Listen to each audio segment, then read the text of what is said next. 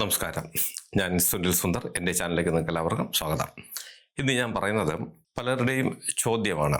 അതായത് ഭൂമി ദോഷം വഴി പ്രേതബാധകൾ, അതായത് പ്രേത ഉപദ്രവം നമുക്കുണ്ടാകാറുണ്ടോ? പലരുടെയും ചോദ്യമാണ്. അതിനെക്കുറിച്ച് ഞാൻ ഒരുപാട് വീഡിയോ ചെയ്തിട്ടുണ്ട്. എങ്കിലും എല്ലാവരും മനസ്സിലാക്കിയിരിക്കേണ്ട കാര്യമായതുകൊണ്ട് അതിനുള്ള മറുപടി ഞാൻ പറയാം. അതിനു മുമ്പേ നിങ്ങൾക്ക് ജ്യോതിഷപരമായ വാസ്തുപരമായ എന്തെങ്കിലും കാര്യങ്ങൾ അറിയണം ഞാൻ പറഞ്ഞാൽ മതി എന്നുണ്ടെങ്കിൽ ഇപ്പോൾ ഈ സ്ക്രീനിൽ എഴുതി കാണിക്കുന്ന എൻ്റെ ഓഫീസിൽ ഓൺലൈൻ ബുക്കിംഗ് നമ്പറാണ്. ഈ നമ്പറിലേക്ക് വിളിച്ചോളൂ. അപ്പോൾ നമുക്ക് ഇന്നത്തെ വിഷയത്തിലേക്ക് കിടക്കാം. ഭൂമി ദോഷം കൊണ്ട് പ്രേതബാധകൾ വരാറുണ്ടോ? പലരുടെയും ചോദ്യമാണ്. തീർച്ചയായിട്ടും ഭൂമിയിൽ വരുന്ന ദോഷങ്ങളിൽ പ്രധാനപ്പെട്ട ദോഷങ്ങളിൽ ഒന്നാണ് ബാധാദോഷങ്ങൾ, പ്രേതബാധകൾ. പ്രേതബാധകൾ കൊണ്ട് ഭൂമിയിൽ ദോഷങ്ങൾ വരാറുണ്ട്. എങ്ങനെയാണ് ഈ ഭൂമിയിൽ പ്രേതദോഷങ്ങൾ വരുന്നു എന്ന് ചോദിച്ചാൽ, അകാല മൃത്യു സംഭവിച്ചു പോയ ആൾക്കാരെ ഈ ഭൂമിയിൽ അടക്കിയതിന് ശേഷം അവർക്ക് വേണ്ടുന്ന തർപ്പണങ്ങൾ കൃത്യമായി ചെയ്തു കൊടുക്കാതിരിക്കുക, ഇങ്ങനെയൊക്കെ ചെയ്തു കഴിഞ്ഞാൽ തീർച്ചയായിട്ടും ആ ഭൂമിയിൽ പ്രേതബാധയുടെ ദോഷങ്ങൾ ഉണ്ടാകാം. അതുപോലെ ശ്മശാന ഭൂമി എന്ന് വെച്ചാൽ ശ്മശാന ഭൂമിക്ക് തുല്യമായിട്ടുള്ള ചില ആൾക്കാർ മരണപ്പെടുന്നവരെല്ലാവരെയും ആ ഭൂമിയിൽ തന്നെയാണ് അടക്കുന്നത് കൊണ്ട് കുഴപ്പമൊന്നുമില്ല. അടക്കം ചെയ്തു കഴിഞ്ഞാൽ അവർക്ക് ചെയ്തു കൊടുക്കേണ്ടുന്ന കർമ്മങ്ങൾ കൃത്യമായി ചെയ്തു കൊടുത്തില്ല എങ്കിൽ അതുകൊണ്ട് വരുന്ന ബുദ്ധിമുട്ടുകൾ വളരെ വലുതാണ്. അതെനിക്കറിയാവുന്നുള്ള ഞാൻ പോയി പരിഹരിച്ചു കൊടുത്തിട്ടുള്ളൊരു കേസെന്ന് വെച്ചാൽ, ഒരു ഭൂമിയിൽ ഒരു കുടുംബം താമസിക്കുന്നുണ്ട്. അപ്പം അതിൽ ആ കുടുംബത്തിൻ്റെ ഭർത്താവ്, ഞാൻ ഈ കഴിഞ്ഞ എപ്പിസോഡിൽ പറഞ്ഞു നടക്കുന്ന അദ്ദേഹവും അദ്ദേഹത്തിൻ്റെ കുടുംബത്തിലുള്ള ആർക്കും വിശ്വാസമൊന്നുമില്ല, ദൈവവിശ്വാസ കാര്യങ്ങളൊന്നുമില്ല. അവർ ഹിന്ദു അല്ല കേട്ടോ, മറ്റൊരു മതവിഭാഗത്തിൽപ്പെട്ട ആൾക്കാരായിരുന്നു. അങ്ങനെ അവർക്ക് അതിനെക്കുറിച്ചൊന്നും ഒരു ധാരണയില്ല, അവർക്ക് അതിനകത്തൊന്നും ഒരു വിശ്വാസവും ഇല്ല. പക്ഷെ അദ്ദേഹം കല്യാണം കഴിച്ചത് ഒരു ഹിന്ദു സ്ത്രീയാണ് കല്യാണം കഴിച്ചത്, സ്നേഹിച്ച് കല്യാണം കഴിച്ചു. അവർക്ക് ഒരു ആൺകുട്ടിയാണുള്ളത്. ഈ ആൺകുട്ടി ഒരുവിധം പ്രായമൊക്കെ ആയി പക്വതയായി വന്ന സമയത്തിനാണ്, പക്വതയല്ല, അവൻ ഏകദേശം പ്രായമായി, അപ്പോഴത്തേനും ഇദ്ദേഹം മരണപ്പെട്ടു പോകുന്നത്.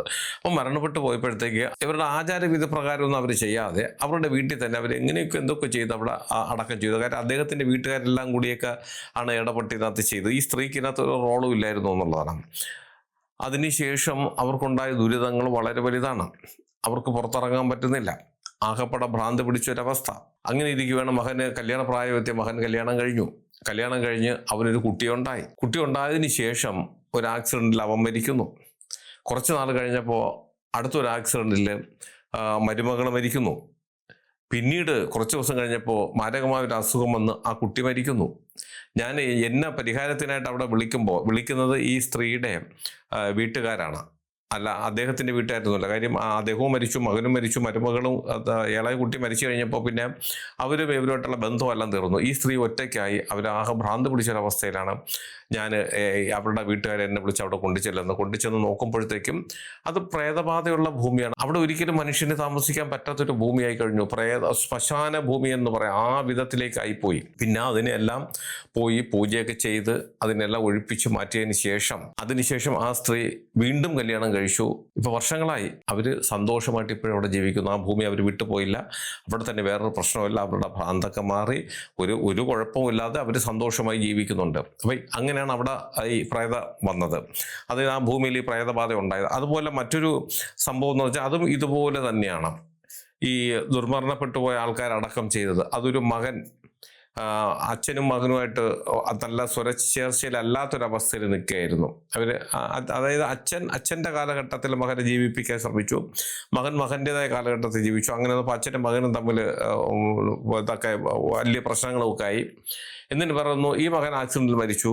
കൊണ്ടുവന്നിട്ട് ആ അച്ഛൻ എന്ന് പറയുന്ന ആ മനുഷ്യന് ഈ മകൻ മരിച്ചിട്ട് പോലും അത് വാശി തീർന്നില്ല. വാശി തീരാത്ത കാര്യം എന്ന് വെച്ചാൽ അവൻ ആഗ്രഹിച്ചൊരു ബൈക്ക് അയാൾ എടുത്തു കൊടുക്കാത്തതുകൊണ്ട് അവൻ ജോലി ചെയ്ത് കാശുണ്ടാക്കി ആ ബൈക്ക് എടുത്തു. ആ സമയം തൊട്ട് അയാൾ ഇവൻ്റെ അടുത്ത് ഇവനെ പ്രാക്കും, വേണ്ട ബഹളമാണ്. അങ്ങനെ ആ ബൈക്കിലാണ് ഇവ ആക്സിഡൻ്റായി മരിക്കുന്നത്. ആ വാശിയുടെ പുറത്താണ്. ഒരു അച്ഛനൊരിക്കലും അങ്ങനെ ചെയ്യില്ല, പക്ഷെ ഇയാളത് ചെയ്തു.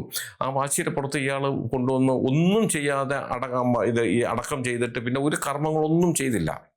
പക്ഷെ അതുകൊണ്ട് 1-2 വർഷം ആയി കഴിഞ്ഞപ്പോഴത്തേക്ക് ഈ ചെറുക്കനോട് പ്രത്യക്ഷപ്പെട്ട് വന്ന് നിൽക്കുന്നു. ഇയാൾക്ക് ഉറങ്ങാൻ പറ്റുന്നില്ല. ഇയാൾക്ക് ബൈക്ക് പോകുന്ന സൗണ്ടും എവിടെ പോയാലും ബൈക്ക് ഇയാളെ ഇടിക്കാൻ പറ്റുന്നു തോന്നാനും കാര്യങ്ങളൊക്കെ ആയി. അവിടെ ആർക്കും താമസിക്കാൻ പറ്റാത്ത വിധമായി അയാളുടെ ഭാര്യയുടെ സഹോദരന്മാർ വന്നിട്ട് അവർക്ക് പറ്റുന്നില്ല. ഒരാൾക്കും അവിടെ താമസിക്കാൻ പറ്റാത്ത അവസ്ഥ വന്നപ്പോൾ അവരെന്ത് ചെയ്തു വെച്ചാൽ അവരതിനെ വിറ്റിട്ട് അവർ വേറൊരു ഭാഗത്തേക്ക് പോയി. അപ്പോൾ പിന്നീട് അവരുടെ കാര്യം എന്താണെന്ന് അവിടെ ആർക്കും അറിയില്ല. പക്ഷേ ഈ വിറ്റെന്ന് വെച്ചാൽ വളരെ വില കുറച്ചാണ് വിറ്റത്. അപ്പോൾ ഒരു പാർട്ടി അത് വാങ്ങിച്ചു. അവർ വാങ്ങിച്ചിട്ട് അവർ വന്ന് അവിടെ താമസമാക്കി. അവരിതൊക്കെ അതൊന്നും എനിക്ക് ഓർമ്മയില്ല. പക്ഷേ ഈ രണ്ടാമത് ഈ സ്ഥലം വാങ്ങിച്ച പാർട്ടിയാണ് എന്നെ കൊണ്ടുപോകുന്നത്. അവർക്ക് അവിടെ ചെന്നിട്ട് അവർക്ക് താമസിക്കാൻ നിവർത്തിയില്ല. അവിടെ കാറ് പോകുന്നു, വണ്ടി പോകുന്നു, ട്രെയിന് പോകുന്നു, പ്ലെയിന് വന്നിറങ്ങുന്നു. ഒരു വ്യത്യസ്തമായ ഒരു പ്രേത അനുഭവമാണ് അവർക്ക് അവിടെ എല്ലാവർക്കും. അത് ഒരാൾക്കല്ല, എല്ലാവർക്കും ഉണ്ടാകുന്നു. ആരെങ്കിലും വിരുന്നുകാർ വന്നു കഴിഞ്ഞാൽ അവർക്ക് ഈ അനുഭവം ഉണ്ടാകുന്നു. അതുകൊണ്ട് ആരും കുടുംബക്കാർ പോലും വന്ന് നിൽക്കാത്ത ഒരു അവസ്ഥയായി.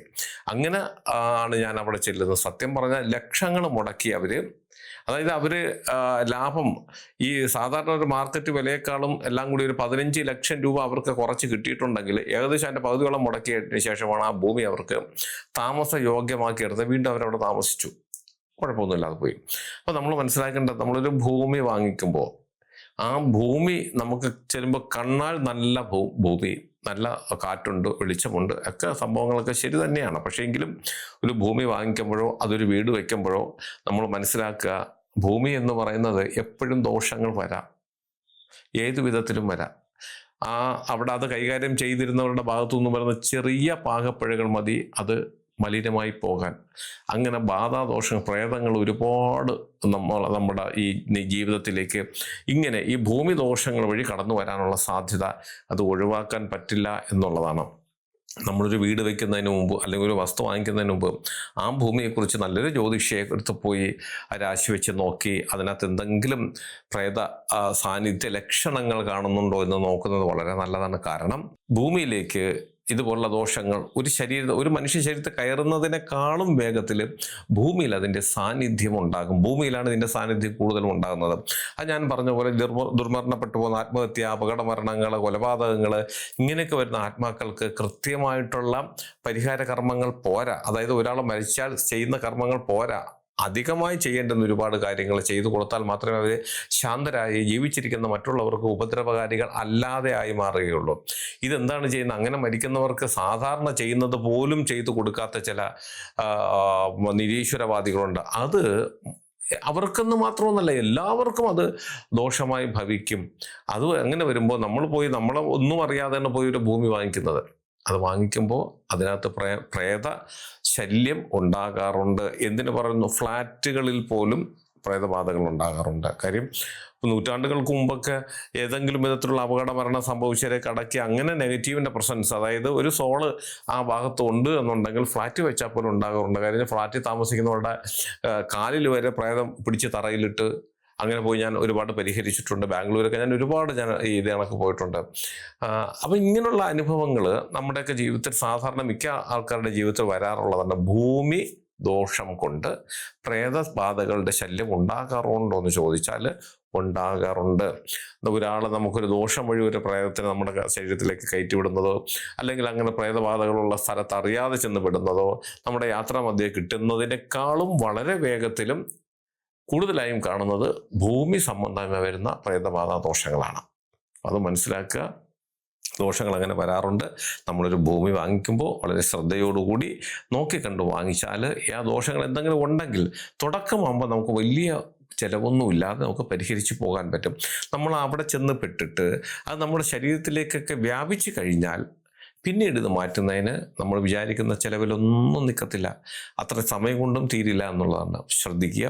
ഒരു ഭൂമി വാങ്ങിച്ച് വീട് വയ്ക്കുമ്പോൾ പ്രത്യേകിച്ചും ഇത് കണക്കുള്ള എന്തെങ്കിലും ഗോസ്റ്റിൻ്റെ, സോളിൻ്റെ ഏതെങ്കിലും പ്രസൻസ് ഉണ്ടെങ്കിൽ അത് വാങ്ങിക്കണ്ട എന്ന് പറയുന്നില്ല. അതിനുള്ള പരിഹാരങ്ങൾ ചെയ്തതിന് ശേഷം മുന്നോട്ട് പോകുക. അപ്പോൾ ഇന്നത്തെ ചോദ്യം, ഭൂമി ദോഷം വഴി പ്രേതബാധകൾ വരാറുണ്ടോ എന്ന് ചോദിച്ചാൽ 101% അങ്ങനെയുള്ള ദോഷങ്ങൾ വരാറുണ്ട്. ഞാൻ ഈ പറഞ്ഞ കാര്യം നിങ്ങൾക്ക് എല്ലാവർക്കും ഉപകാരപ്രദമാകട്ടെ. നിങ്ങൾക്ക് ജ്യോതിഷപരമായോ വാസ്തുപരമായോ എന്തെങ്കിലും കാര്യങ്ങൾ അറിയണത് ഞാൻ പറഞ്ഞാൽ മതി എന്നുണ്ടെങ്കിൽ ഇപ്പോൾ സ്ക്രീനിൽ എഴുതി കാണിക്കുന്ന എൻ്റെ ഓഫീസിൽ ഓൺലൈൻ ബുക്കിംഗ് നമ്പറാണ്. ഈ നമ്പറിലേക്ക് വിളിച്ചോളൂ. 1-2 ചെറിയ കാര്യങ്ങളുണ്ട്, അതനുസരിച്ച് നിങ്ങൾ ബുക്ക് ചെയ്യണം. അങ്ങനെ നിങ്ങൾ ബുക്ക് ചെയ്താൽ നിങ്ങൾ ചോദിക്കുന്ന ജ്യോതിഷപരമോ വാസ്തുപരമോ കാര്യത്തിന് മറുപടി ഞാൻ നിങ്ങൾക്ക് തരാം. അത് കേട്ടിട്ട് നിങ്ങൾക്ക് എന്നെ തിരിച്ചു വിളിക്കുകയും ചെയ്യാം. അതുപോലെ നിങ്ങളുടെ വീടിനോ നിങ്ങളുടെ ഭൂമിക്കോ വാസ്തുദോഷമോ ഭൂമിദോഷമോ എന്തെങ്കിലും പ്രേതബാധ ദോഷങ്ങൾ, ശത്രുദോഷങ്ങൾ, സർപ്പദോഷങ്ങൾ ഇങ്ങനെയൊക്കെയുള്ളത് ആ ഭൂമിയിൽ വന്ന് അവിടെ വെച്ച് അതിനെ കണ്ടുപിടിച്ച് പരിഹരിക്കുന്നതായിരിക്കും ഉത്തമം. അതായത് അങ്ങനെ വന്ന് ഞങ്ങൾ നേരിട്ട് ആ ഭൂമിയിൽ വന്ന് കണ്ടാൽ മാത്രമേ പൂർണ്ണമായും അതിനെക്കുറിച്ച് മനസ്സിലാക്കാൻ പറ്റുള്ളൂ. കൃത്യമായിട്ടുള്ള പരിഹാരങ്ങൾ നിർദ്ദേശിച്ച് ചെയ്തു തരാനും സാധിക്കുള്ളൂ. അങ്ങനെ എന്തെങ്കിലും ഉണ്ടെങ്കിൽ നിങ്ങൾ ഈ നമ്പറിലാണ് വിളിക്കേണ്ടത്. അതിന് ഏത് ജില്ലയിലാണെങ്കിൽ മറ്റൊരു സ്റ്റേറ്റിലാണെങ്കിൽ സമയക്രമം അനുസരിച്ച് ഞാൻ അവിടെ വന്ന് കണ്ട് അതിനുള്ള പരിഹാര മാർഗ്ഗങ്ങളും ചെയ്തു തരാം. നിങ്ങൾക്ക് ജ്യോതിഷം ഓൺലൈൻ വഴി അല്ലാതെ നേരിട്ട് വരാൻ താല്പര്യമുള്ളവർക്ക് അതിനുള്ള സംവിധാനമുണ്ട്. തിരുവനന്തപുരത്താണ് നിങ്ങൾ വരേണ്ടത്. അങ്ങനെ വരുന്നവരും ഈ നമ്പർ വിളിച്ച് ബുക്ക് ചെയ്തതിന് ശേഷം മാത്രം വരാൻ ശ്രമിക്കുക. ഇതെൻ്റെ ഓഫീസിലെ ഓൺലൈൻ ബുക്കിംഗ് നമ്പറാണ്. ഇത് എല്ലാ ദിവസവും രാവിലെ 10 മണി മുതൽ വൈകുന്നേരം 5:30 മണി വരെ നിങ്ങൾക്ക് നമ്പർ വിളിച്ച് ബുക്ക് ചെയ്യാം. നിങ്ങൾ എൻ്റെ ചാനൽ സ്ഥിരമായിട്ടൊന്ന് കാണണം, സബ്സ്ക്രൈബ് ചെയ്യാൻ എനിക്ക് വേണ്ടുന്ന എല്ലാവിധ പ്രോത്സാഹനങ്ങൾ തരികയും വേണം. നിങ്ങൾക്കും നിങ്ങളുടെ കുടുംബത്തിലെ ഓരോ അംഗത്തിനും എല്ലാവിധ ഐശ്വര്യങ്ങളും സന്തോഷവും സമാധാനവും ദീർഘായുസ്സും ഈശ്വരൻ തരട്ടെ എന്ന് ആത്മാർത്ഥമായി പ്രാർത്ഥിച്ചുകൊണ്ട് തൽക്കാലം നിർത്തുന്നു. അടുത്ത ഒരു വീഡിയോയുമായി കാണുന്നവരെ എല്ലാവർക്കും നന്ദി, നമസ്കാരം.